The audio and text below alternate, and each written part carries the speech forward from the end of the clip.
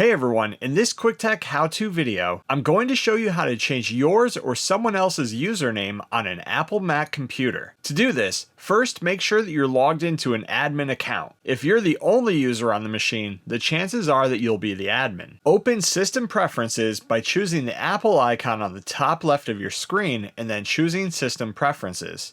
Inside of here, find and select Users and Groups or search Users on the top right. Before you make any changes, click the lock on the bottom left and enter your computer login password. This will unlock system preferences so you can make changes. Next, right-click on the user that you want to change the name of and choose Advanced Options. In the Full Name section, change the username to the new name that you want to use, and when you're done, hit OK. Your username will then be changed to the new name that you've chosen. Go ahead and click the lock again to prevent any further changes, and for good measures you can restart your computer. And that's how you change your username on an Apple Mac computer. Thanks for watching, please like and subscribe and stay tuned for more quick tech how-to videos.